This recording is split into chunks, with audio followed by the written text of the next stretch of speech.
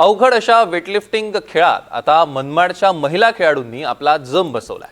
राज्य असो की राष्ट्रीय स्पर्धा, यात मनमाडच्या महिला वेटलिफ्टिंग पटू पदकांची कमाई करतात आणि आपला दबदबा त्यांनी निर्माण केलेला आहे। एवढंच काय तर थेट आंतरराष्ट्रीय पातळीपर्यंत त्यांनी मजल मारलेली आहे। मनमाडचं नाव वेटलिफ्टिंग खेळात 7 समुद्रापार नेलेलं आहे।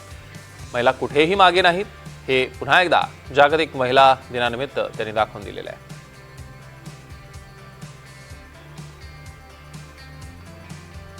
तर आम्हाला प्रवीण व्यवहारे सर हे खूप चांगले प्रशिक्षक भेटले आहे।